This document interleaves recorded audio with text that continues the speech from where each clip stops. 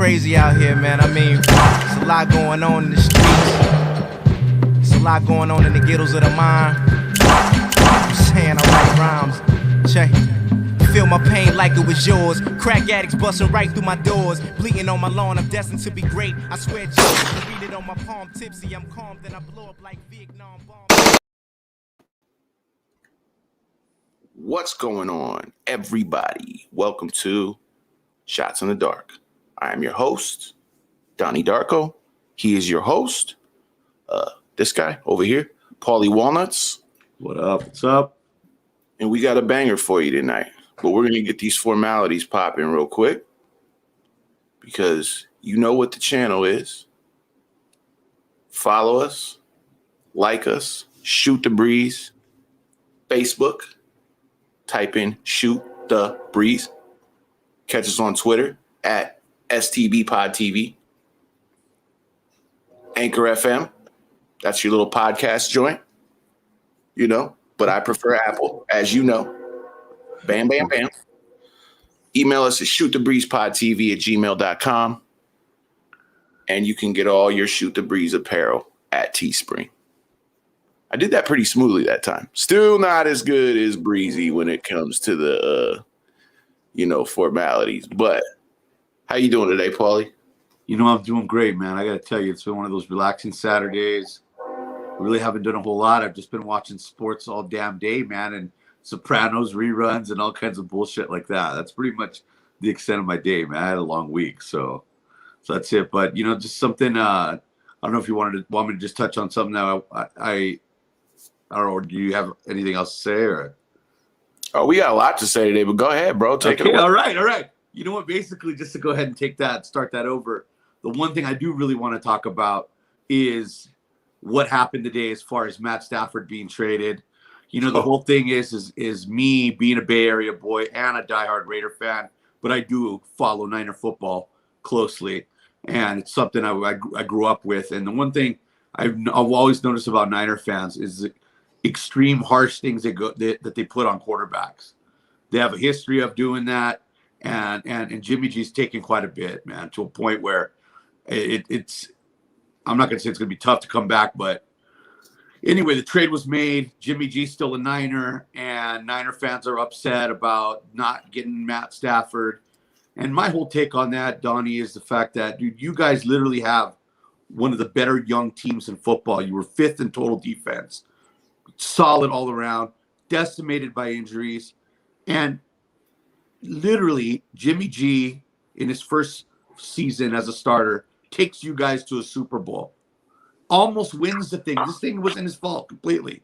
He was within seconds of winning that thing for you guys. And it just shocks me, Donnie. It shocks me how they just ripped this guy apart, man. They really do. And I don't understand it. But, I know there's other things we wanted to get into, but I don't know if you have any follow-up in regards to that. Well, my whole thing is this, man, and I'm glad you brought this up too, because I was being a bit of an asshole about it on Facebook today. I got like a ha, because I knew he wasn't coming, man. Like, it's just not the smart decision, right? We're in a beautiful situation, I think, with Jimmy Garoppolo. It's the thing that I hate about 49ers fans is how quick they are to turn on their players. You know what I mean? And Jimmy Garoppolo, this is not the season to judge him on.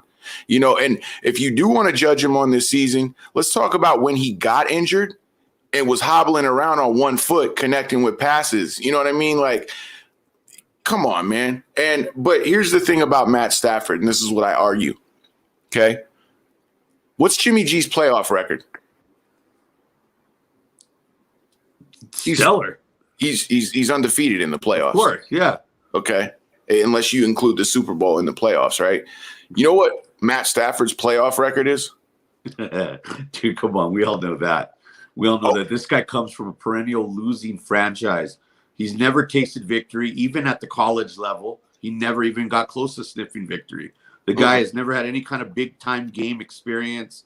And I've never, in my years, his numbers are always great. But has he ever had that one game where it blows your mind and makes you think, wow, this guy's one of the best quarterbacks in football? Well, I hit you with some numbers for him. The last time he led the league in anything? It was in 2016. Yeah. Okay. And he led the league in most attempts. Okay. That's not necessarily a good thing, especially when you're only connecting with like 50% of them. Yeah. Right. And it was 57%. We'll give him, the little D- or whatever. But come on, man, D-. Mm-hmm. I mean, if you want to look at stats and all that, and everybody's really just focused on his arm. Okay. I can name 10 quarterbacks who had a great arm, but terrible leadership abilities. Everything. It's a total package when it comes to the quarterback. Maybe Jimmy G arm isn't as great as it used to be, because it used to be a great arm. I don't care what anybody says. Maybe it's not, and maybe it's not as good as Stafford's, but that doesn't make Stafford a better quarterback. No, it doesn't at all. And the thing is for him to go to McVay because he feels McVay can help him grow as a quarterback, which it probably will. And he probably will do well. But, about the Rams being ripped off or they gave up too much. I mean, anyone who follows football knows damn well what the hell do the Lions do with draft picks? They blow them by drafting shitty players. And that's what happens all the time. So I think the Rams made out. They got the guys to win now. They have Aaron Donald in his prime, Robert Woods, tons of talent all over that team, and they want to win damn now. And so as far as I'm concerned, they're going to have – San Francisco is going to be right in the mix. They come back healthy next year, add some key free agents. You guys are seriously contenders, man. I don't know what the hell people are talking about. Yeah, I think you guys are like some shitty team. It's a lack of football knowledge, really. I mean, and I say it all the time. If you argue with any of these other, these people that get in like the comments and the forums about the 49ers, they make absolutely no sense. I'm shocked at what people are willing to give up for Deshaun Watson. Okay, he's a great quarterback. Don't get me wrong. But you don't give up the farm for a quarterback, okay? Because when that quarterback doesn't have a team, it's useless. You know what I mean? So, I've heard people say, oh, give up Nick Bosa and both our first round picks. Like, come on, man. Just to inherit a giant contract. And my thing with Watson is, okay, yeah, he's a great player. First of all, he's not a Shanahan type of player. No. Shanahan's, even their father, do not favor running quarterbacks. This is why they hated RG3 when he was signed. They wanted Kirk Cousins. And what they do, they still went and signed Kirk Cousins. Made it was Cousins slapping the face in RG3's face. So that's why he takes off running, ends up getting injured. Make a long story short, Cousins takes over. And so I just I don't know, man. It's just a lot that goes on. But let me tell you one thing about before we got on the show. I made the mistake of turning on The Sopranos with some HBO Max, bro. And the first scene I see Janice with her linebacker shoulders, bro, just on top of Ralphie, man. Mama's little. Talk about waking you up, man. That's was it the Mama's Little Hua scene? Yeah. Yes. Yeah. Mama's Little Hua. Yeah. Anyway, I didn't mean to just jump into something else completely, but we're gonna get into sports, that, bro. Enough of sports, man. Yeah, I do want to close it out on this, though. I will say that. Okay, if Jimmy Garoppolo is the problem, Shanahan is just as much the problem, because believe it.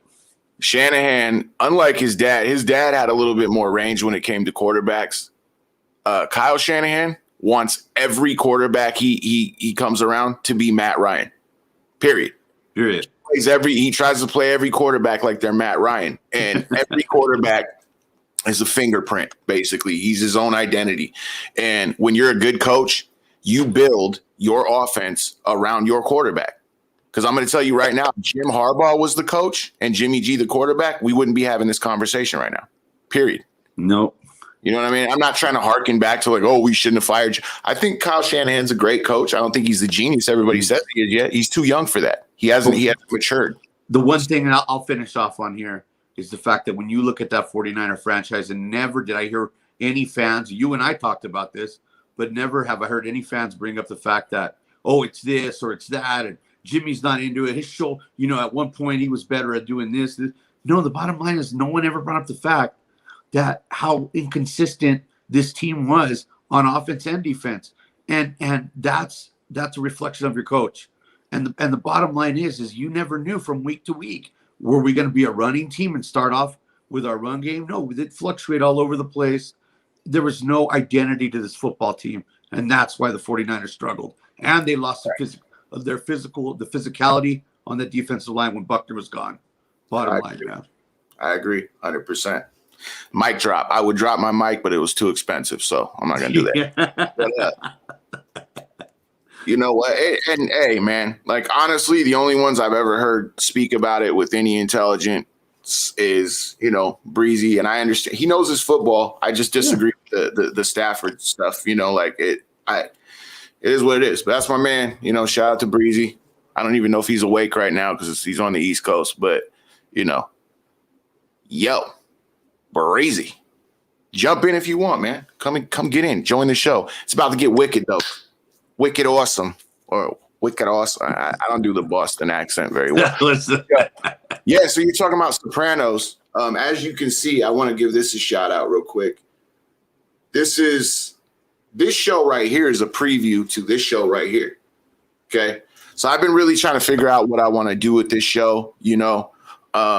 I've been kind of talking political. I don't really want to get into politics because I don't pick a side there. I think people, you know, I will say this. People who get serious over politics are usually the same people that say Crips and Bloods are dumb for banging, you know, for red and blue flags.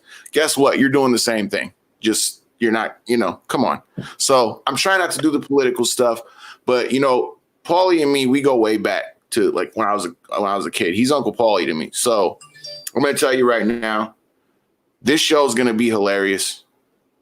We got him and I talk almost every night, and every time we talk, it is gold. You know what I mean? It's just it's a barrel of laughs. So we're going to try and get into that tonight. But I want to talk. You notice it's like the Sopranos font, right? So I got to bring this up. We heard about the new Sopranos prequel movie years ago, like 3-4 years ago, right? Or even longer than that. Okay. Why the hell is it supposed to come? It was supposed to come out in March. Now they pushed it back to September again. Okay. It was supposed to come out last year.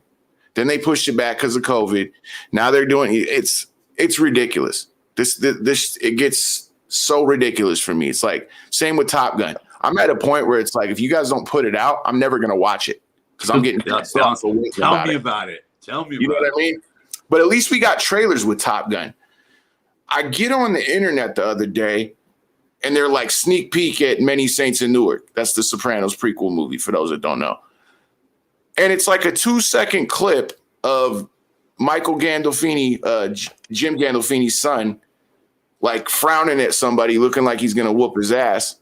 And then that's it. It's like 2.5 seconds, 3 seconds. I'm like, after all these years of waiting, this is what you give us? Not even a trailer yet? And usually a movie trailer comes out like a year before the movie comes out. Mm-hmm. And we're talking months away. We haven't even got a movie trailer. But you brought up a good point. Maybe they're trying to cover that the acting sucks. And they just want you to tune into it. You know what I mean? You know, because that's one thing that made the original was even though you did have seasoned actors and seasoned veterans on there who were able to hold their own. You had guys like, you had like Ginny, man, who all she would say was like 3 words, but yet she pulled it off, you know, it worked. But I don't see anybody that stands out to me from like a big time actor on that movie. Do you know of anyone that has a big name that's on that movie? I can't think of anybody. Ray Liotta's in it? Is Ray Liotta in it? Okay. But he has like a small role. I was surprised. I thought he was going to be like, you know, Johnny Boy Soprano or something, or, you know what I mean? And then they got, what's her name? Vera Farmiga. Vera, you know, the chick from all the Conjuring movies and from Departed. She plays Livia Soprano. Yeah. But, you know, to get to your point earlier, Donnie, maybe they're having to, because it came out with a lot of fanfare. I was always reading about it. It was popping up everywhere. And all of a sudden it just went silent and you didn't hear anything about it. There hasn't been any kind of, you know, small previews or anything at all, man. So who knows what the hell's going on with that? I just hope they don't blow it. Please. Right. Yeah, don't ruin my favorite show. Don't do it. Dude, Sopranos has got to be the best series to ever come out. That's not a sitcom. You know, to this day, it leaves you guessing. Like I've always wanted to know what Christopher told that guy that kept bumping into his cousin. Christopher gets up and says something, and they just leave you hanging like that, bro. I wish I knew. Oh yeah, and then he bangs his girl, Amy. Yeah. You fucking D girl. And then when he's on the movie set, he's like, Pukyak. Yeah. Means cunt. Yeah, that was beautiful. You know what though? I watch a lot of like behind the scenes stuff. Remember the Russian guy that they took out to the Pine Barrens and put the remote back on Darko. put the remote back. And then Paulie drops. Well, Paulie shoots him in the head, right? When they're out in the Pine Barrens, and he's like, he's got to be fucking dead, you know. I shut the top of his head off. So David Gates was saying that there was a scene filmed in the last season where Tony sees that guy, or no, Paulie sees that guy. Oh shit! Standing on a street corner, but he doesn't remember anything. Like he's like half, you know. Because half his head got blown off, right? Yeah, exactly. So they get away with it because of that. But did you ever wonder what happened to Paulie's car? Yeah, what happened to Paulie's car? They never and all answered the money that was in it. Right, exactly. It's like, and you would either somebody stole it, which when's the last time you heard of anybody driving out to the Pine Barrens to look for a car to steal? You know what I mean? Like in the winter, dead of winter. Come on, man. Yeah, come on, man. They better do that show. They better do that movie justice, to be honest. I hope they do. I hope Michael Gandolfini shines, because it would be cool to see like a continuation of James Gandolfini. Even like the hand movements, like you know, like Tony does. Maybe I hope he has. It's like a genetic thing, and he has all that. The heavy breathing. All that off. Got to do the heavy breathing. His heavy breathing. He's like, it'll not be tolerated again. The way he like does his finger like that. Yeah, oh, that cracks me up, man. Christopher, you will respect me. You don't gotta love me, but you will respect me. Hey, Christopher's always like this, like the. It's hilarious. I love Christopher. There's two guys. Not to get off topic here. There's two guys with their facial expressions that just fucking crack me up. One is Christopher Moltisanti with those eyes and that big beak. And then the other one is Johnny Sack, when he's like, what the fuck are we in the UN? Wait, Phil Leotardo, like his number one, I think this line has been repeated more than any other line in film and TV history. I did 20 fucking years. You know what I mean? Come on, man. Come on. He's like, what did he say? He's like, you know, I wanted to be with a woman, but it jerked off into a napkin. Yeah. He's like, but what did he? It was like he go to cook grilled cheese. He also always talk about cooking grilled cheese on the. He's like, in prison, I wanted Managot. I had grilled cheese on a radiator. Managot. The Shah of Iran. He did look like him too, man. He really did. Yo, I see people watching. Thank you for watching. Nobody's commenting though, so I don't know if it's because I can't see the comments or what. I know that's happened before. So if you want to comment, leave a comment. If you don't, you ain't got to. I ain't mad at you. But yeah, Paulie. So let's talk a little bit about what we're gonna be getting into up here, because I think we got some special we got some treats for the people. One of the things Paulie and I have been talking about doing, because him and I are ridiculous at this.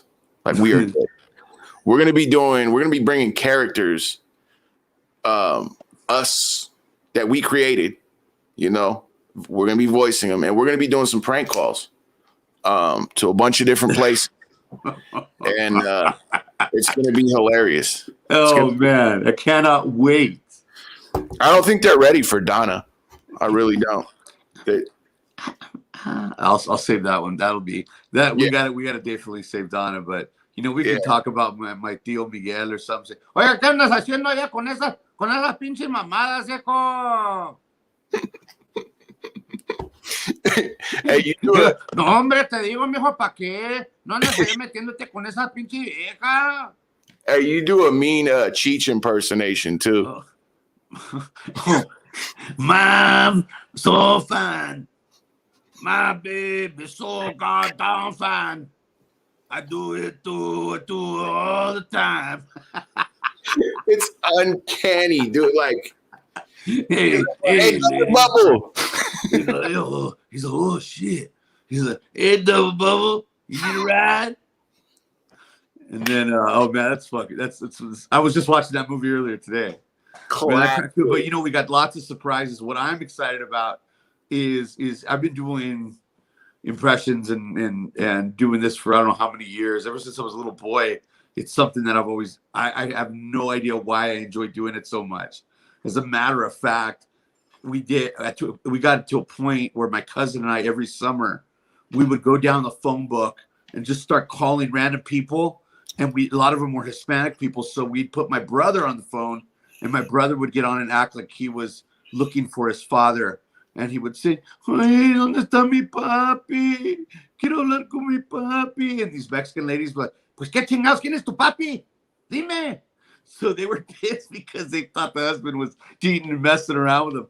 Make a long story short, it got to a point where back in the day you were charged for long distance numbers. And my aunt got the phone bill. But we've been doing it that long. And I got to tell you, everybody has that in them. I still, to this day, I prank call other people at work. My mom, my dad, everybody, and we always get a great laugh out of it. Yeah, I'm with what's her name, Maggie Smith in Hook. That's the one rule in my house: never grow up. Never, bro. That's classic, man. We used to do one. Me and my boy in high school, we used to do I would come in like a radio, and it'd be late at night. I'd come in like a radio host, and I would say a legit radio station, and I would wake people up. And the phone book was the best because what you would do is you would get a husband and wife name in the phone book. That's what you pick, and then you call them up, and then I would tell I could put my little radio voice and be like, "Hey, you're listening to 103.5 the K," and then you go and be like, "You just won the I forgot what we called it. Power 105." Yeah, exactly. And we would say that they won a sweepstakes, but they gotta they gotta do something. It's like a dare. You got to do something in order to win a trip to Hawaii or win $10,000 or whatever. And some people would just hang up the phone, but just like in sales, you just got to play the numbers. Just keep going. Just keep going. Somebody's gonna fall on that hook, man. I had, I don't know. She sounded like an old lady, but I had this old lady farting on her husband while he was. I literally was like, "You got to straddle him and just rip it on his face." Like, if I could do it right now, crop dusting her poor husband. That's straight up. And he woke up just mad as hell, and she's like, "Oh, we just won a trip to Fiji," and he's like, "And what the hell are you doing? Like, what?" You just confused as all hell, and we're sitting there listening to it, covering the phone because we are pissing ourselves laughing. And they were pretty pissed off when they found out that they weren't winning a trip. They were winning shit pretty much. So yeah, but it's a lot of fun, man. I mean, even the ladies at work. So, I have so many different voices I can go into, and it's just there's so many different ones, and I'm excited for us to go ahead and put everything together. I'm wondering if we should put a clip together where you're gonna hold it up, and then I do the voice, and we just go through the whole thing, man, for our audience, dude. What do you think? Yeah, we're gonna hit that. We're gonna do we gotta save some of those characters for the prank calls. I think we should introduce some of them on the prank calls. Exactly. Montreal's a very special character to me. Yeah, they ain't ready for Montreal yet. You know what I mean? They're not ready for Big Dick Dominic. It's gonna be a riot, man. I'm telling you.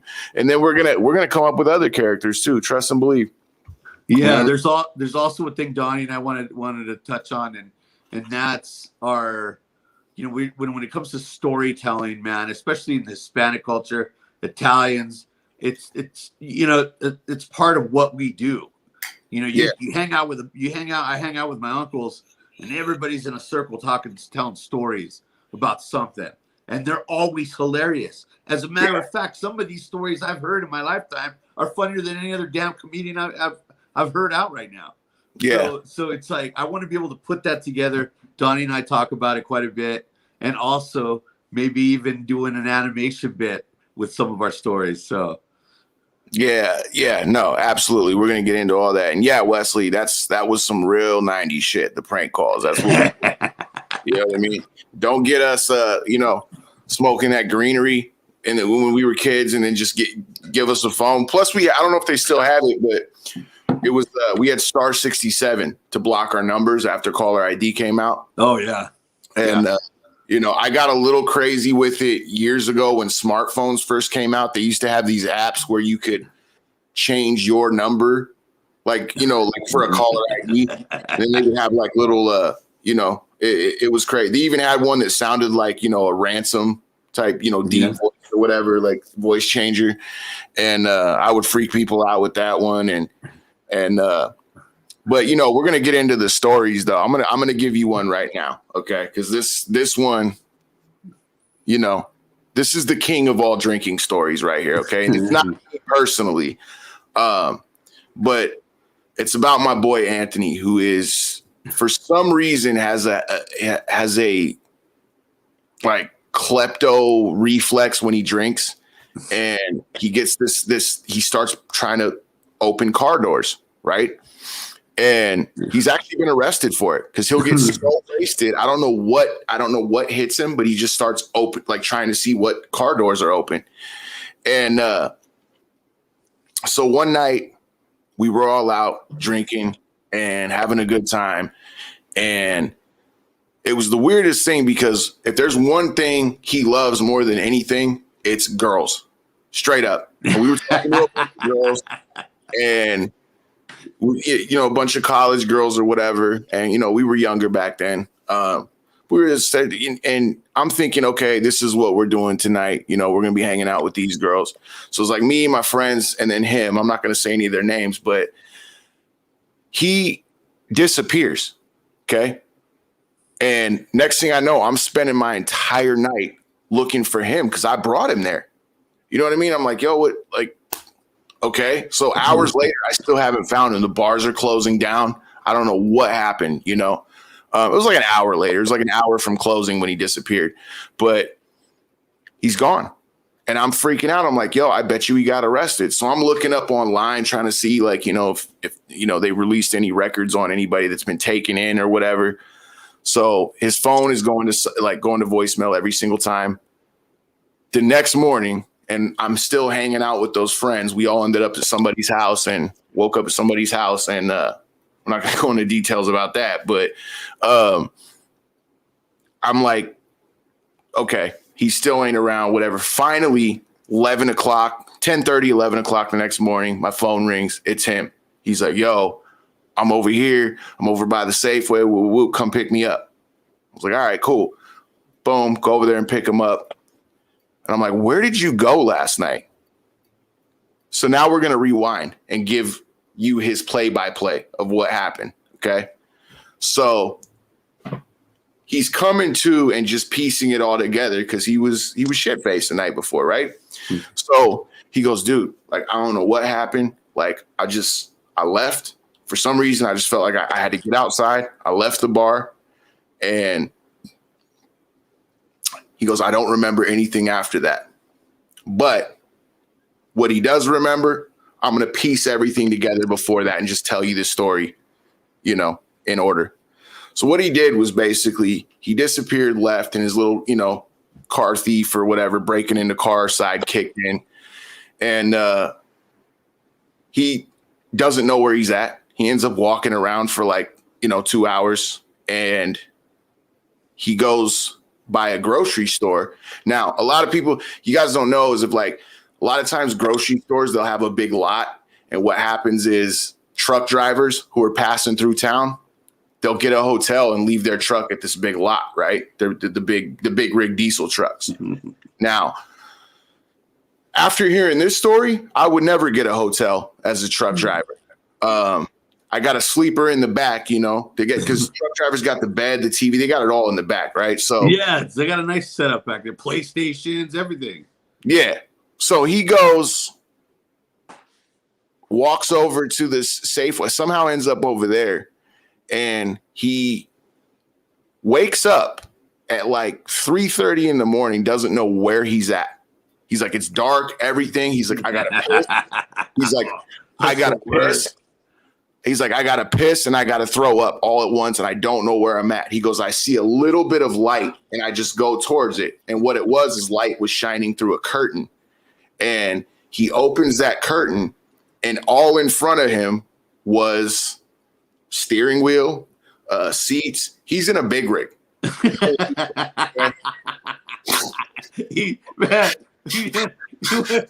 Well, imagine that. Imagine you're like, yeah, you wake up and you're like in fucking in Barstow, California. Yeah, something like that, right? I'm thinking, and if that were me, like, oh man, I wouldn't know what to think. But when he was telling me that, I'm like, dude, did you meet like a gay trucker and just swing both ways or something? Like, what happened? But no, he's telling me, and he goes, dude. And at this point, I don't care. I'm like trying to scramble. My pants are halfway down because I'm like, I know I got to piss. And if I don't, I'm going to piss myself. So he's like, I'm still drunk. And he goes, they all just came out at once, all over the cab, the seats, the steering wheel, the stereo, piss and vomit all at the same time. I'm like, what the hell? He's like, dude, I was trying to get out the door, but I just felt it all coming out at once. So I just dropped my pants and just puked and pissed everywhere. I'm like, it's the worst. So I go, well, what did you do afterwards?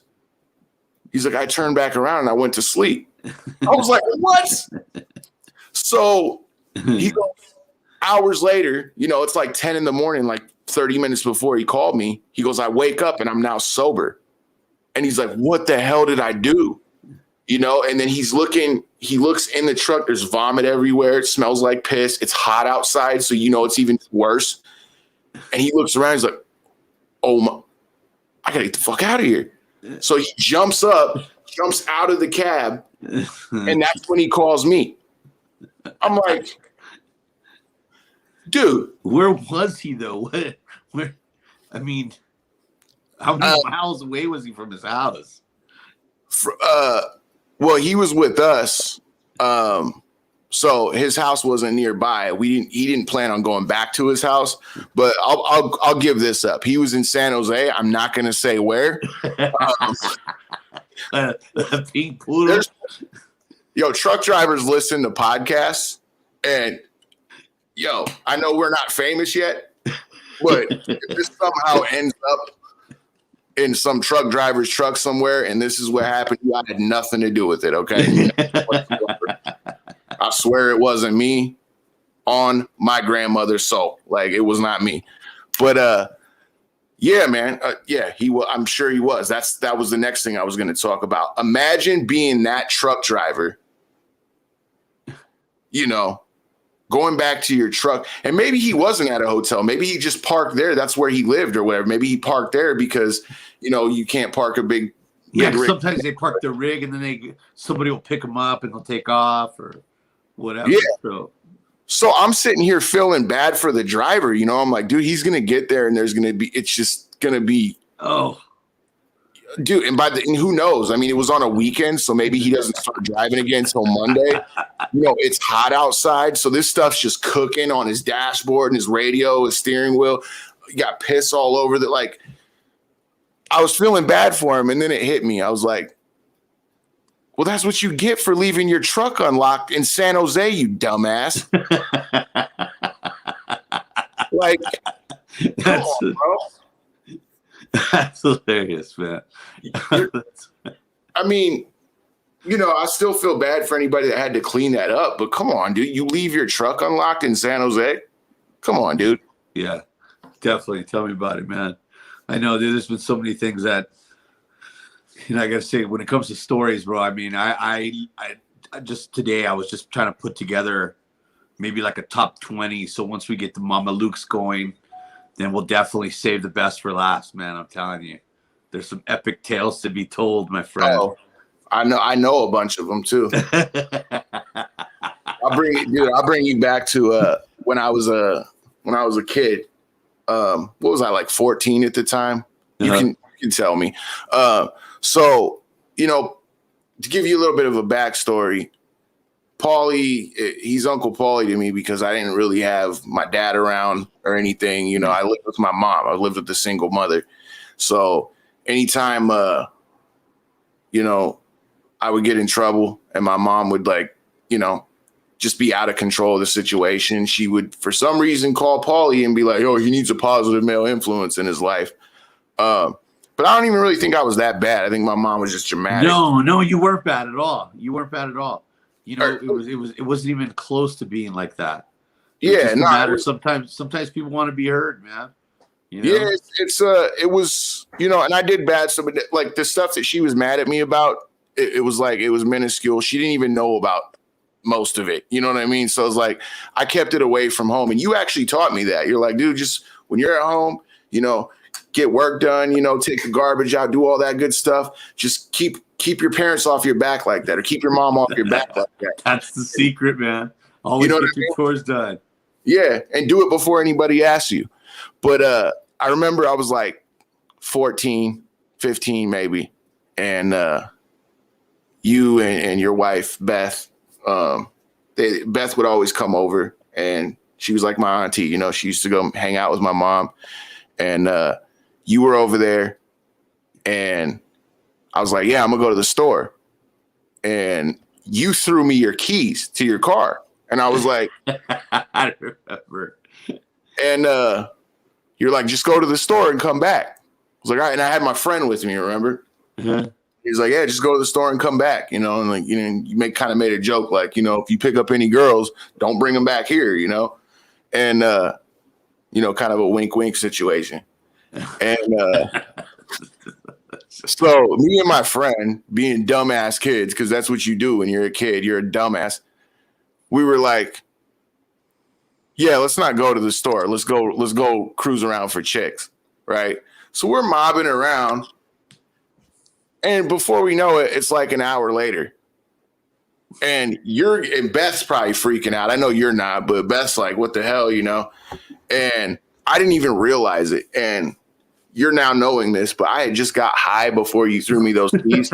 Oh, man, what judgment, man? When you're in your 30s, dude. Come on. But how when you get high and you smoke some really good weed, and time just is not of the essence. Like it just disappears. So that hour that we were gone felt like 10 minutes. You know what I mean? Because I remember we were like, I think I remember your mom flipping out. Yeah, she was. She's like, oh, she was threatening to like call the cops and say we stole your car or something. And you were like, no, that ain't about it. So when what's crazy, Donny? I would have never, like, now that I'm older, I was in my 30s then. I was like 31, 32. I was really a young guy, and so it didn't even faze me. You don't ever. But now that I'm older, I'm like, hell no. I don't even let the kids drive the car, man. That was the funny thing about it, man. Because when I realized how long I'd been gone, because we didn't really go far, but young, good-looking kids such as myself, I take advantage of that, and I stopped, and I knew where all the girls hung out. I stopped in front of Starbucks. I'm talking to like 3 or 4 girls for 20 minutes or whatever, and trying to show off that I was driving like it mattered. But, at 15, that was pretty cool because most people abide by the law and get a license first at 16. And by the time we realized, I was like, oh, shit, it's been like an hour, dude. So I get back, and I'm like trying to think of an excuse. I'm literally trying to think of an excuse. And you come walking out, and you were like, hey, before you say anything, you know what I mean? I just want to let you know it's cool. And I'm like, what the fuck? I'm like, is this a trap? Out comes Beth. She's like, where the fuck did you go? I'm like, oh, we just, I I'm not even gonna lie to you. I don't think we just drove. She was like, all right, so don't do that again. She was cool about it. My mom was freaking out. You were like, all right, so I'm gonna tell your mom that we have trouble starting the car sometimes, and you're just gonna say you had trouble starting it. I'm like, all right. So I went back in. I was like, yeah. And the way you played it, because she was still pissed, the way you played it, though, he was like, yeah, I totally forgot about that starter. You know, I forgot to tell him about it. You know, sometimes you got to pump the gas pedal first before you start it or whatever. And it was so cool how you played it. But fast forward to years later, my mom was in my car, my first car. I just bought a brand new car. And I was all hype about it. And she'd already moved back east or whatever. And she came into town to visit. And I think I picked her up from the airport or something. And I remember hitting turns like at a higher speed, you know, like we were going around turns and stuff. And I'm hitting them at a higher speed. She's like, what are you doing? Why are you speeding up on the turns? I'm like, you're supposed to, because the wheels hug, you know, the tires hug the street better when you do that. She's like, who the fuck told you that? It was like Paul and Beth. And she just looked at me. She's like, they didn't tell you that. I'm like, yeah, they did. And I remember specifically, you told me that, right? Oh, about the tires, when you're going around the curves? Like, so when we were going out to, I remember you taught me how to drive, like, out by, I still can't remember the name of that road that you used to live on and then I lived on. Yeah. Out in the cuts, right? Yeah. But you took me out there and taught me how to drive. And then I was going around turns, but like when I was first driving, I was hitting the brakes when I would go like around a sharp turn. I remember that. Oh, you know what, man? I apologize. You know, it's like we tell these stories and then I kind of get lost sometimes because I start thinking about, I mean, for everyone out there, you know, Beth passed away, you know, years ago. And so it's one of those things where, you know, you just, when you hear stories from the past, it just kind of takes you back to some of those times. And, you know, the thing about Donny and his mom and Beth, it's funny how people sniff each other out like that. People that have the same kind of, you know, the same style of shit. Like, you know, they toss their shoes on the damn floor. They don't give a shit. They like to have some drinks. They smoke. You know, they got the same hair color. It's how in the hell out of that entire city did they sniff each other out? That's what blows my mind, man. I trip out on that. Beth always used to sniff those people out. Yeah, we lived in what's it called? Gilroy at the time. Yeah. And, I just remember Beth coming home and like one day I didn't know her or whatever. I was still a little kid, like not a little kid, but like preteen. And then you guys just were around all the time after that. It was like I remember the first time I met you, I was telling you this story the other day at Great America. You had Zach and Chloe. They were still little kids, like maybe 3 and 4, or, you know, something like that, like barely talking kind of, you know. So probably younger because they were smart kids. But we went to Great America, and which Great America is it's an amusement park right out by Levi Stadium, right? Is that where it's at now? Yeah. It's always. It was there before Levi, though. You know, remember? Oh, yeah. It's always been there. But I was real kind of trying to be a hard ass all the time, like thinking I was just Mr. Tough Guy at all times. Those gangster rap videos you were watching all the time, man. No, the gangsters I was hanging out. Don't box me in with all these white kids now that watch BET and then, you know what I mean? No, really Donny wasn't like that. Donny knew his way around the streets. He knew how to. You know, he was always out walking around. I mean, God knows, man, he was always doing, you know, I was out and about. So yeah, I did my little peddling in here and stuff. But you know, the thing was I wasn't really receptive to people. I didn't like people. So Paulie kind of knew that. And instantly the day we hung out, I knew that you and me were gonna be tight because you're a no bullshit kind of guy. And we were at Great America and you got the kids with you and you were like super dad, even though you had like 2 lives, dude. When your kids were around, you were super dad. When they weren't around, it's party time, right? Oh yeah. That was me, man, back in my youth, man. So the first time I ever saw you get gangster on somebody, there was like this whole family of like overweight, redneck looking, like they look like the O'Doyles on Billy Madison. That's what they look like. But they were just straight like those 1,000-pound sisters, man. Like yes, yeah, but like guys too, and you know, the ones that like only can wear basketball shorts from Walmart, you know, and then they got like the Wilsons. Yeah. Wilson or used to be Champion. Yeah, and New Balance shoes that are all like, you know, swelled and wrinkled and all dirty, and then they got that big like the Big Dog shirt. Remember Big Dog? Oh, Big Dog. Big Dog. Yeah, man, I remember that. This lady, he would be like on a surfboard on some of them, right? Yeah. This lady though, we were getting in line for like a water ride at Great America, and the kids were all excited about it. And you know, this giant lady and her whole family, she had like 3 sons, her, another lady that was, I don't know, and then the husband or whatever. And we're getting in line, and this bitch had the audacity to cut in front of us. Her purse was like the size of a duffel bag. And it's like, what are you doing with that? But she whacks Zach in the face. So now remember, Zach's like 3 years old at the time, right? This thing's got a huge zipper on it and it hits him right in the eye. She doesn't even turn around and say she's sorry, nothing. Just they were worried about cutting in line in front of us, probably to find out if they like, you know, made the weight limit on the ride. But it probably did, man. So, sorry, bro. Like, by the way, folks, we are not fat sensitive here. Like, get over it. No. Come on, we're gonna clown everything. And I go through my chubby phases all the time. That's why when I got a damn weight bench and everything, I said enough of being this fat ass. I'm tired of it, man. I gotta get back in shape again. Bro, you don't even make the weight class if there were 5 of you when it comes to these people. You don't even make the weight class one of them, bro. But it was just speaking of class though, they had none class whatsoever. You whack a little kid in the eye and he's like, now Zach's a tough kid, but he was doing his best not to cry because you could tell that hurt him. And you know, he was 3. So I just remember you getting pissed off, like, yo, what the hell? Like, you just hit my son to cut in front of us. And Beth's over like, Paul, chill. And I'm not going to say all the things you said, but we were in line behind them the whole time and you were just talking shit the whole time. And all they could do was take it because you were pissed. It's like, you hit my son and you didn't even something. Sorry, man. Yeah, man. And then I remember we get up to the front and you said something like, something about they were like, oh, who's with who?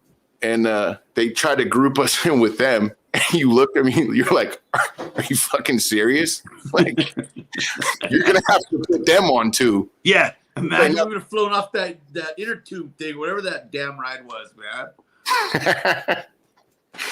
That was epic. I was like, you know what though? This guy's cool. He keeps it real. Because it was like the whole time Beth was trying to shut you up. Like, yeah. You're being mean, you're being nasty. You're like, fuck that dude, he hit my kid. Or she or whatever. And you know, even now, I love being a dad. I love it. My kids are older. My son's 22. My daughter's gonna be 21. And beautiful. They're great kids, man. I'm really blessed. And the thing is too is that they like to talk a lot of shit too. So I got to deal with that. But they're just young kids, and but it was just the 3 of us for the longest time, and we do have a bond. But when they're gone, man, I miss the hell out of them, man. Yeah, nah, I miss them. I haven't seen him in years. I am hella fun, Wesley. So is Paulie. Hey, who's this Wesley guy? You got to give me some love too. Hey, Wesley. I don't know about you, but I told Apollo the other day. This guy Wesley over here. Wesley's over here giving Donny compliments. I don't even know what do you want me to do, Paul. Dude, I cannot wait. Till we just light this up, man. Can you believe the first person that gets that Sylvester Stallone call? Hey, hey, how you doing? It's me, Rock.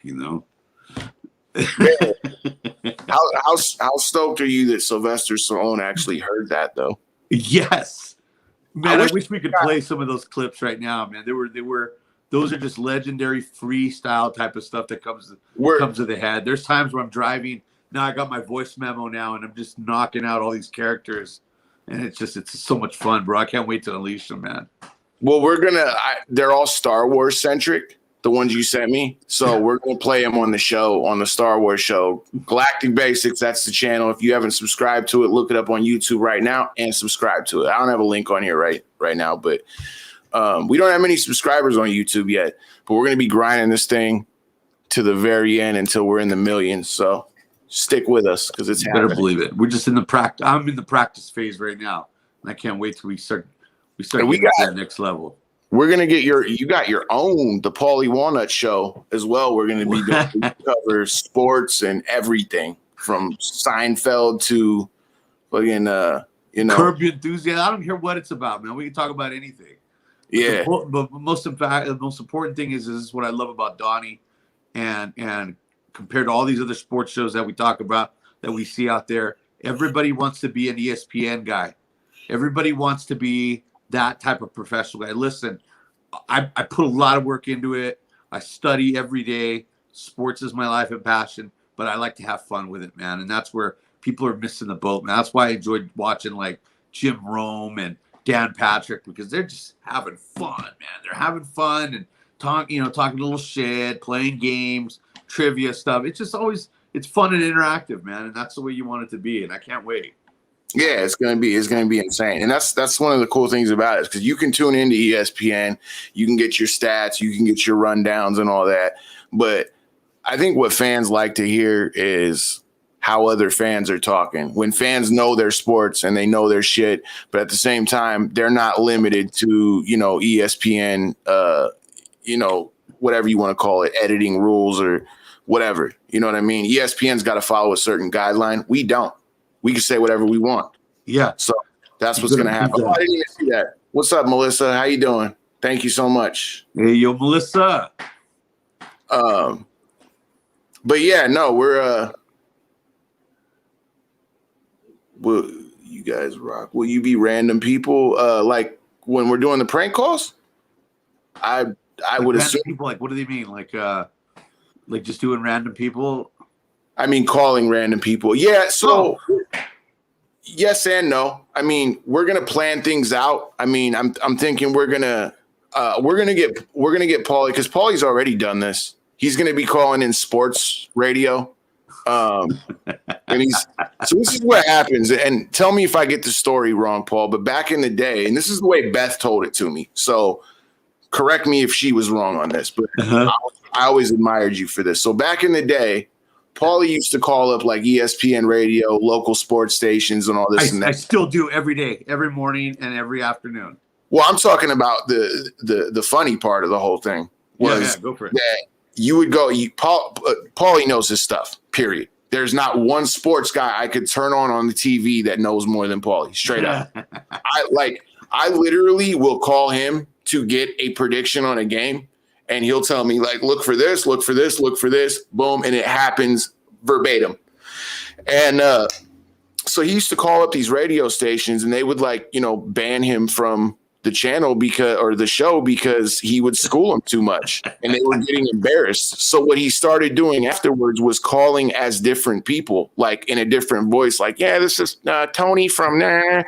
And then he would school them again and be like, yeah, it's fucking Paulie, assholes. And they're like, I'll just hang up on him. That's how it went down, right? Yeah, even to this day, I catch myself being a sports bully sometimes with these poor local Albuquerque guys, man. Because you know what? Damn it. There's one of them, raise my hand like Tony Soprano, damn it. But there's one of them here in town. This guy, every time I call this son of a gun, always has to go and say the opposite of me. And always tried to, I'm like, all right, dude, I got to take you on now. And then the sports bully comes out, and that's when I start talking a little shit. But yeah, it was to that extreme because I worked a swing shift / graveyard shift, and I used to just be bored sitting there, checking vehicles in, and I would just call sports radio shows, and it was a lot of fun, man. But the funniest is when you get people, you just catch them off guard. There's a beauty to it, and it's catching them off guard, but getting them to participate in it, and that's the goal. You don't want to scare the shit out of them right away and make it so obvious. You got to call and really act like you're that person. Like when I do Stallone to people, people actually get really quiet on the phone, and they just get quiet. And I'm like, hey, it's me. It's Sylvester Stallone. I don't know. I start talking, and they just get really quiet, and it's so hilarious, man. But that's classic. What do you say to that?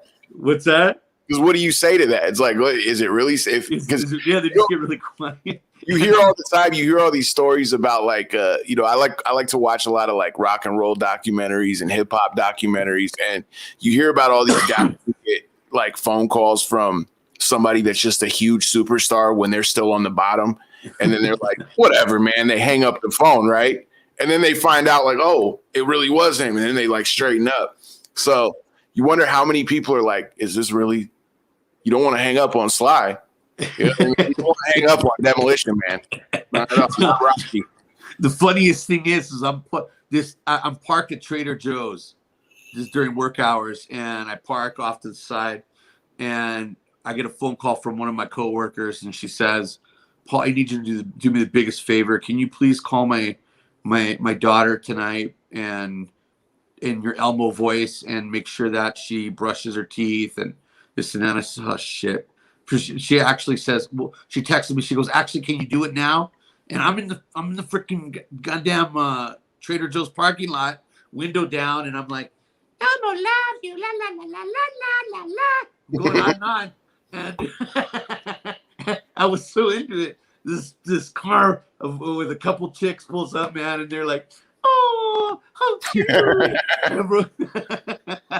But I gotta tell you, man, I've even had kids on the hook before too, man. Long story short, Paulie had a threesome that night. You know what, dude? You know what? Trust me, man. On a normal day, I would have taken advantage of something like that.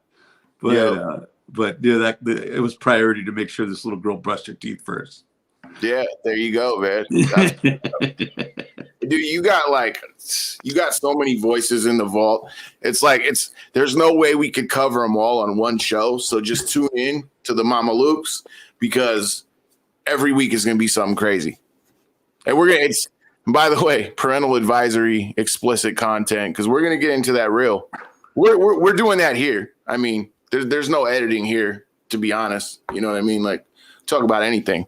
But yeah, the voices are for real. I got a couple in my vault, I can do my Russian voice. Do it for Mother Russia, Hey, I put remote back on fucking docking station. And Paulie goes, oops.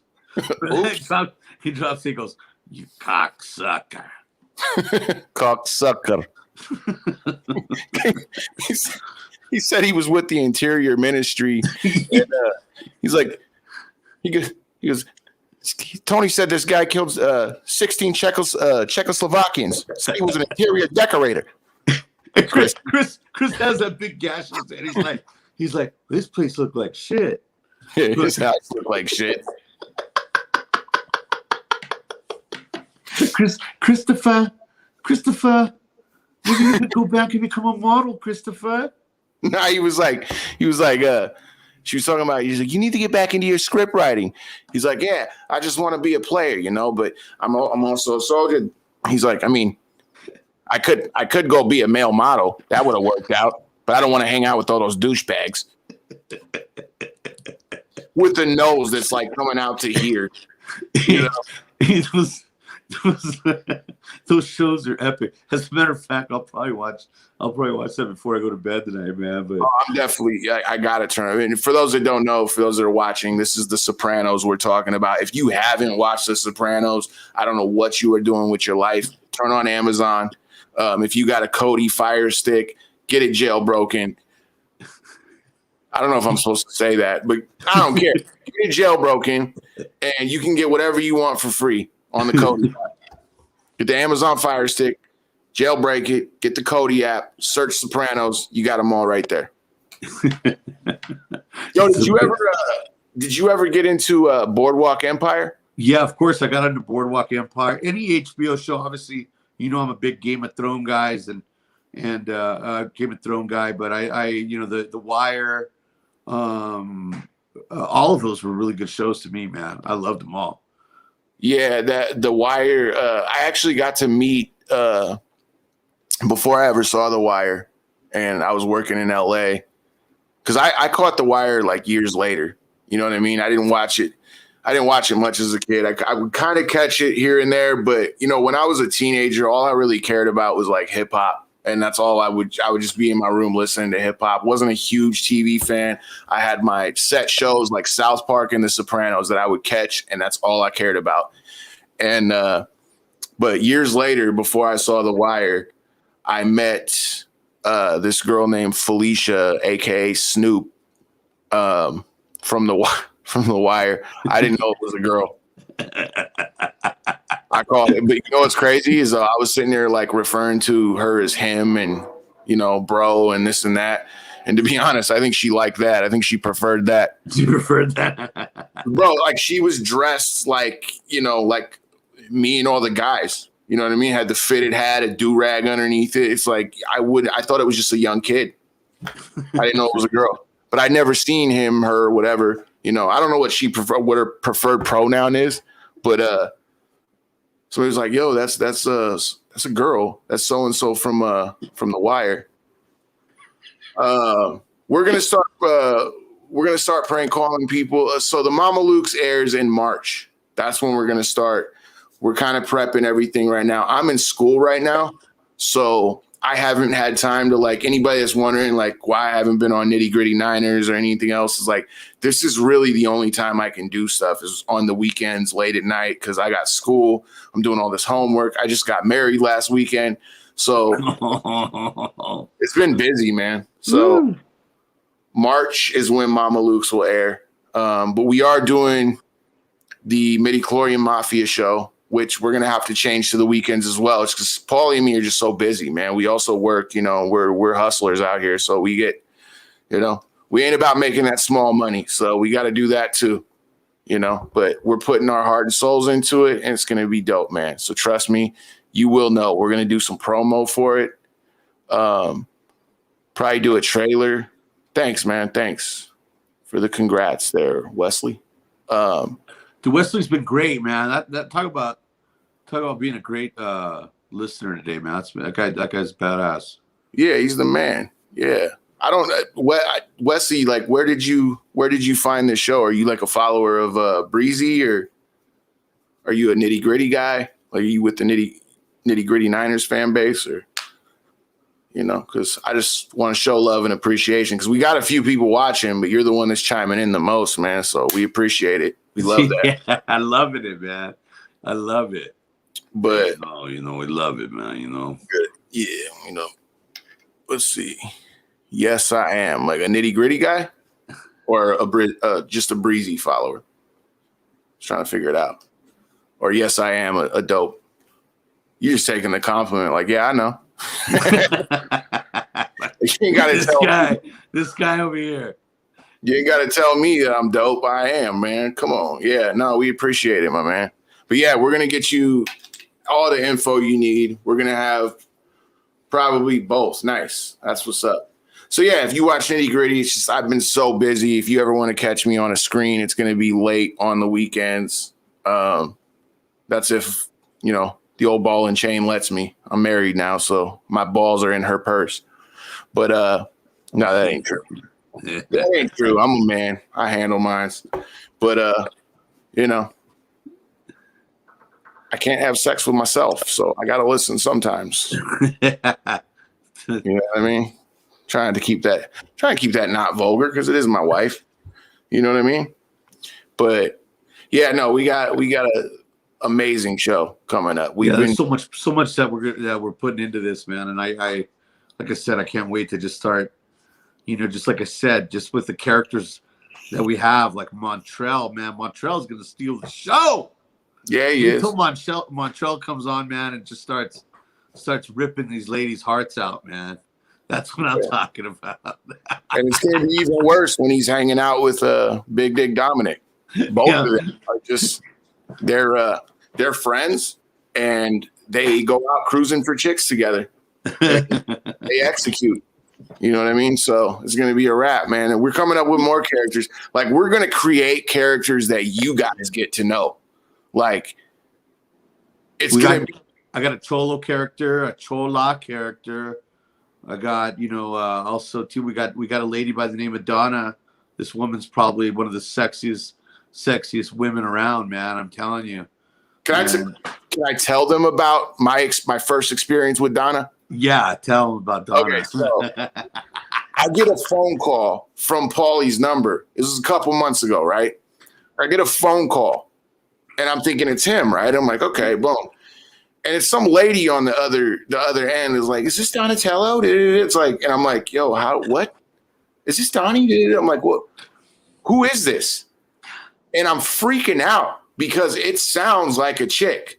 And it sounds like a professional chick. Like she knows what she's doing. And so I'm thinking, did Paulie get in a car accident and they're just trying to reach out to some, one of the last people he called or whatever, like look for family and tell them that he died. So my heart starts thumping. I'm like, yo, who is this? What's up with Paul?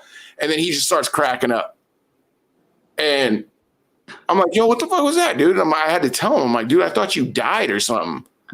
Hi, this is Donna. Hello. Hi, this is Donna.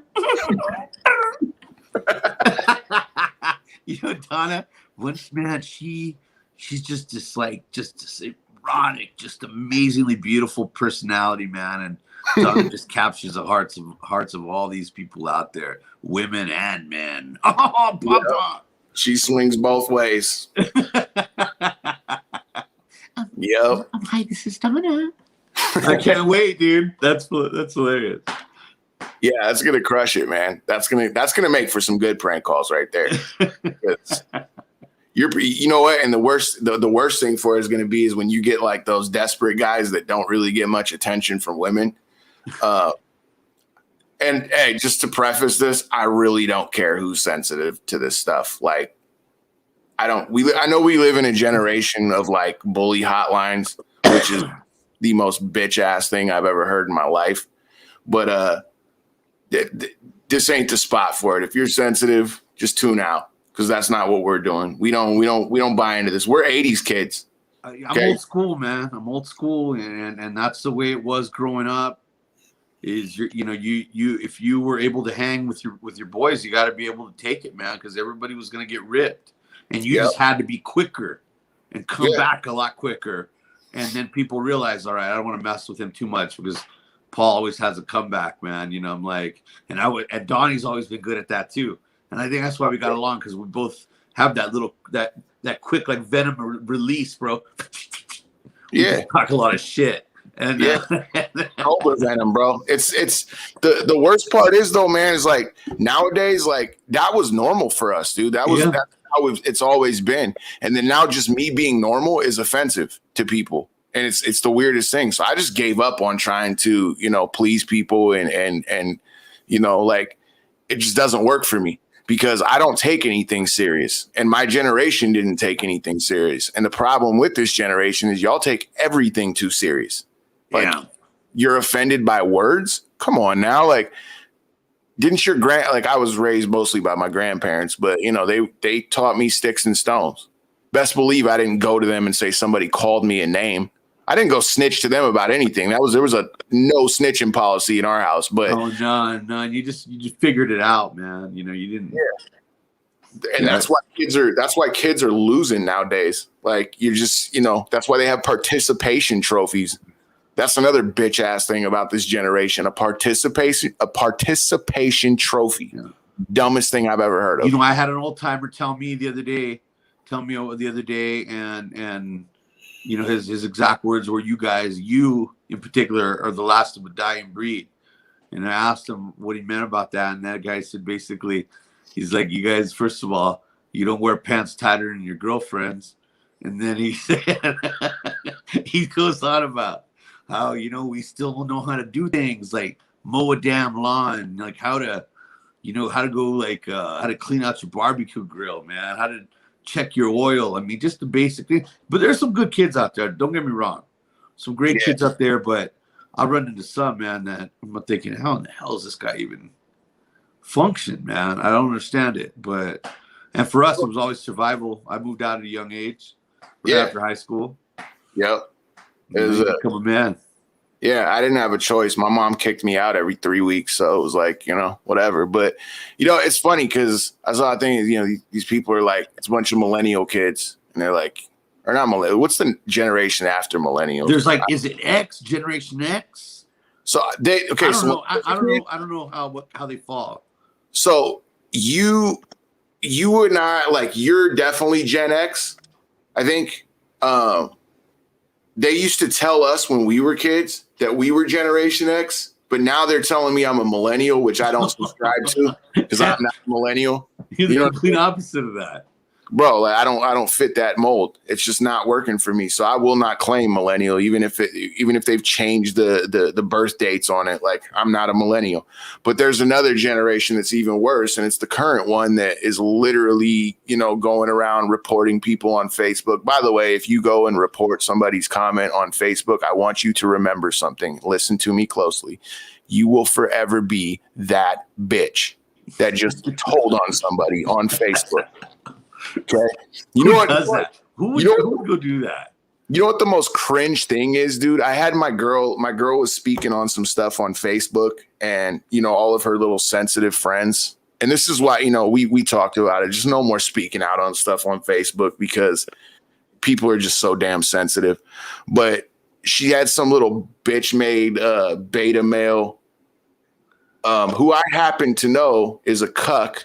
Because he's got this 500-pound wife that flies out to other states to go bang other dudes. And he calls it an open relationship, but that's just a euphemism for I'm a bitch. So this dude is literally getting disrespectful because backstory on him, and I know he's probably going to watch this because he's one of those type of guys. He works with my girl. He's been wanting her for like years. And he thinks because he's in an open relationship, he has a shot at a dime piece like my girl. Nope. So my wife literally was just like, yeah, dude, this guy used to come and just like hang out by my desk, and I would get so annoyed. And then people started telling me like, oh, he likes you and blah.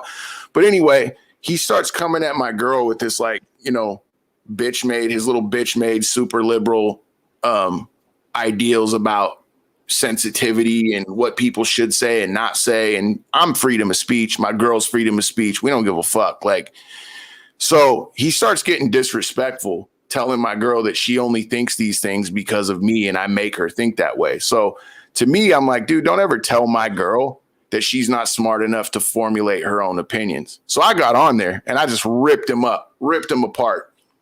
And I let him know too, because he started getting all brave on Facebook. And I'm like, yo, we live in the same town. Why don't we go have this conversation face to face? Going on here, telephone tough guy.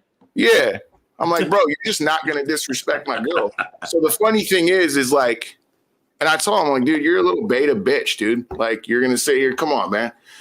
And all these other little sensitive adults, okay, had the audacity to say that was bullying. I'm like, since when is it okay for an adult to use the phrase, I got bullied? What are you, fucking 12? Yeah, that's just like, the way it is, man. You over here sensitive to what the hell people are saying. Like, you need something more to do with your life, really. Oh yeah, man. Imagine I worked on a construction site when I was a teenager, and talk about being around like alphas, bro, like men like that at a young age, bro. You learn real quick. If you're soft, there's just no way. There's no way you're gonna. It's like, I gotta tell you, when I was a teenager and working that construction site, it was almost like a prison like hierarchy type thing going on there. You had your main guy, everybody kind of like congregated around. Then you had your other guys, your middle guys, and you had your lower like laborers like me. And it was, and then after work, all these guys would sit around and pound like 30 12 packs, bro. It was crazy, man. Talking shit the whole time too. Talking shit, making fun of one guy, targeting one guy, and blasting him till it almost turns into a fight. And then, man, it was just Times are just different, bro. And you know what? You know what's built from that? Thick skin. And you learn how to come with. If you can't come with the comebacks, just don't partake, man. And I know me now in my, like I said, my older age, I get to a point now where I just don't even let anything faze me anymore, man. It just rolls right off of me, man. And that's just the way it is. You know, you learn to once you start getting older, you realize, damn, I want to have fun. I want to travel. I want to, you know, because you start thinking, shit, I'm already like going to be in my 50s, and from your 50s, 60s right there, and then death is pretty much right after that, man.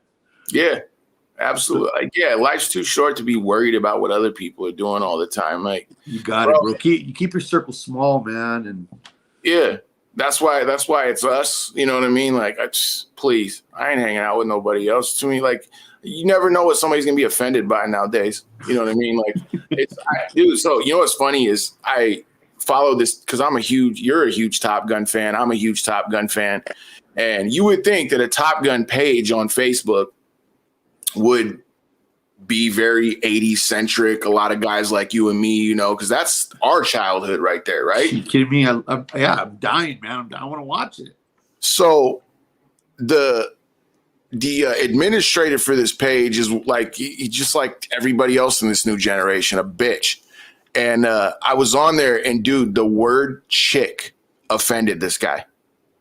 He literally writes me a private message because in a comment, I said something about, they were like, oh, why isn't Kelly McGillis in Top Gun 2? I'm like, because she let herself go. They got the chick from Labyrinth now.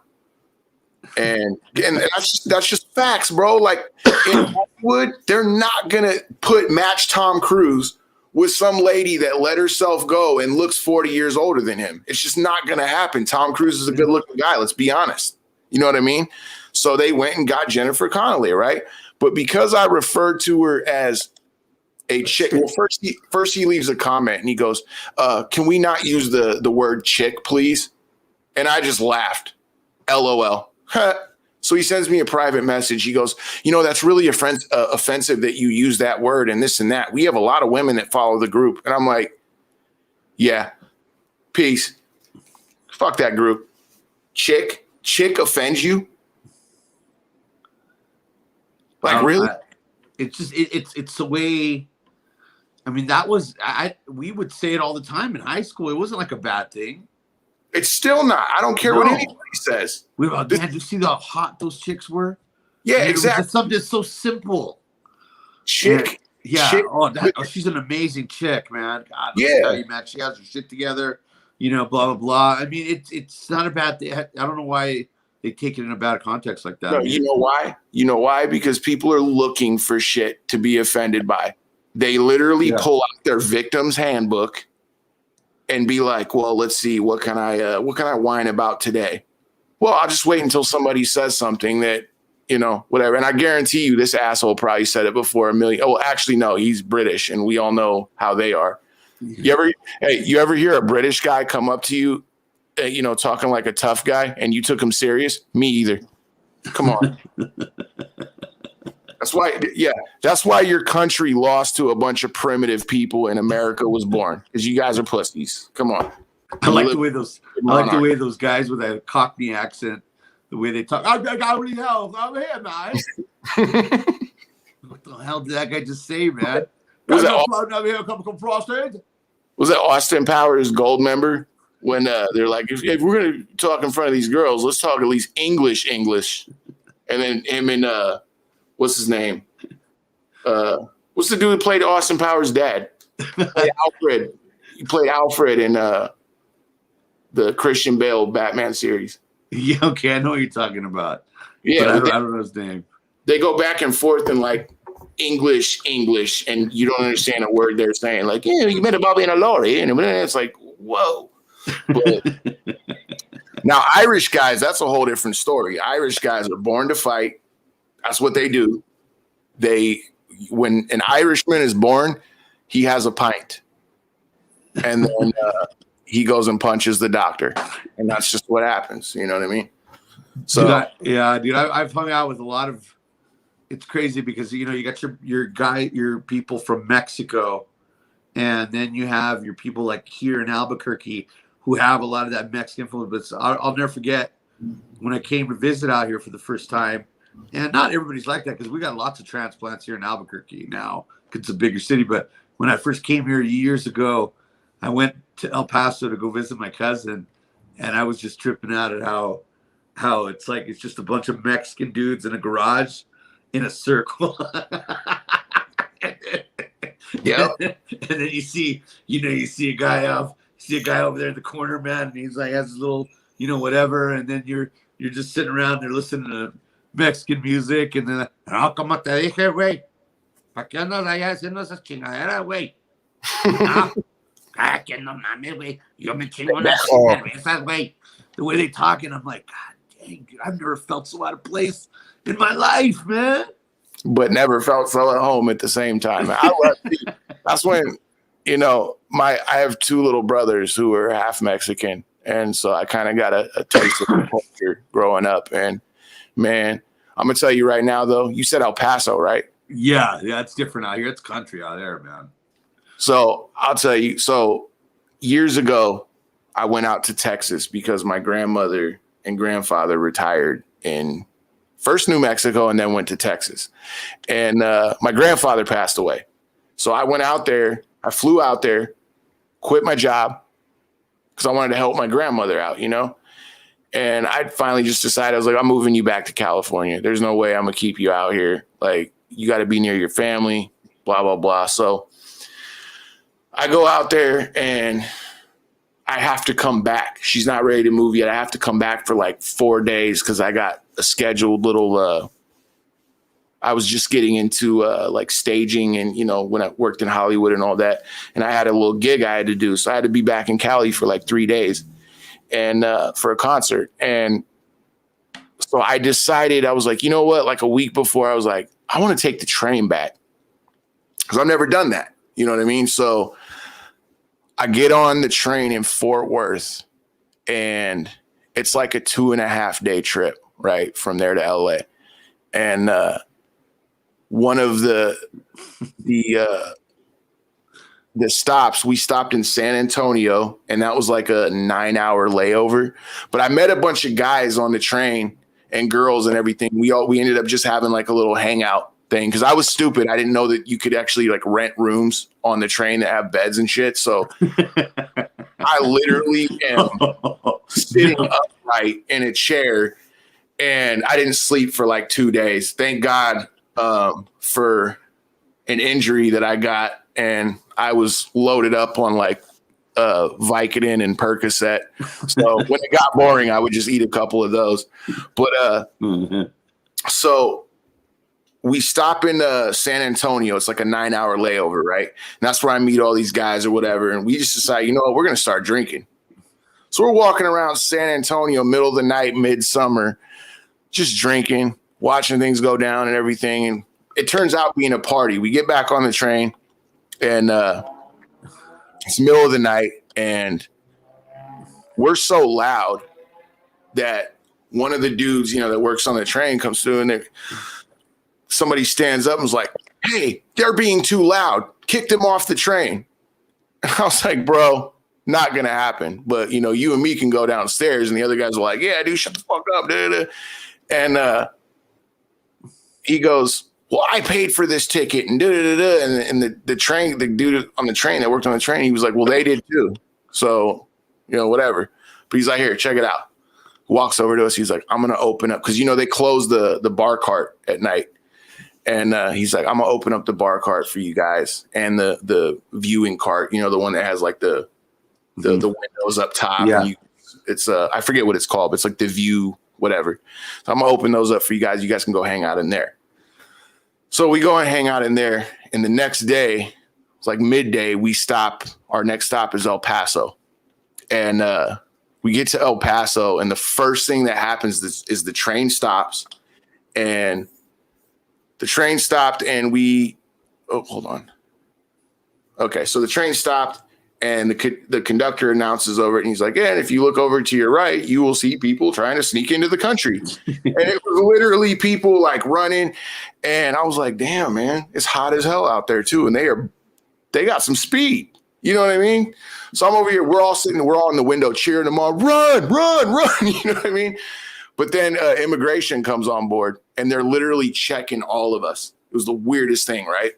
So we get to El Paso, and we're thinking we have another big layover, right? So we're like, yeah, we're going to go get some beer. Because, a little can of beer on the train is like $8. So we get off, and they're like, yeah, you got 20 minutes. We're like, oh, shit. So we asked the dude outside, we're like, hey, where's the nearest liquor store? And he's like, oh, it's like, 12 blocks down that way. So it's like 120 degrees out, midsummer. We're running down the street. And it's me and this dude, Jack Cortez. Shout out to him. He's from Detroit, or as he would say, Detroit. We run, get the beer, whatever.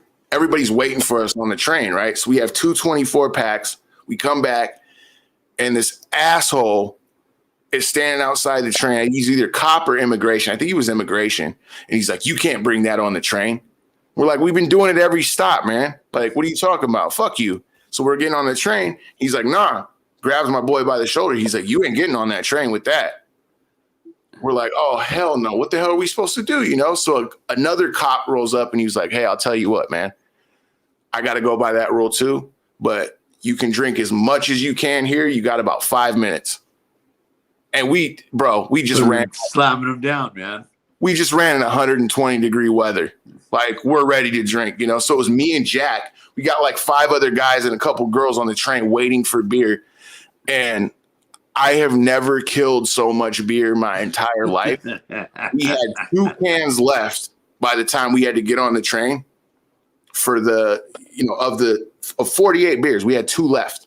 We were literally like just knocking them back. I never felt a buzz that was so nice after such a high heat. You know what I mean? And then we get on the train and these assholes are like, where's the beer? They're like, you should have came, asshole. El Paso, I'll tell you, it's regarded as one of the safest cities. And it's crazy to think that just across that border, man, is some of the most violent people you could ever run into. I mean, it's cartels. Juarez is rough, man. There's even bullets that'll fly because the campus is like right off the freeway. And then you'll see the big like fence and people just there by the fence. And bullets have actually strayed over and hit like into the campus, man. That's crazy. Yeah, it's crazy, man. But you know what? It's a whole other world. And you know what? Down the way from El Paso, in the middle of nowhere, is a strip club called Jaguars. It's in the middle of the desert, dude. On the way into New Mexico, you go into Jaguars, and not only is this place just in the middle of nowhere, but then you're allowed to bring your own liquor or beer in. Oh, that makes sense. What place allows that? Can you imagine California showing up? I got a bottle. I got 2 bottles, and maybe 30-pack. Maybe an after-hours spot on Crenshaw, but no, like you go down to like Tenderloin District, San Francisco, Market Street, 2 a.m. But I'm gonna tell you this though, man. El Paso, right outside before we got on the train, there was a lady walking by, a little short Mexican lady. Adorable lady, man. She was so nice. She was selling burritos. She had a little ice chest and opened it up and just steam comes out. Okay. Burritos all up in there. And she was selling like 2 for $1 or whatever.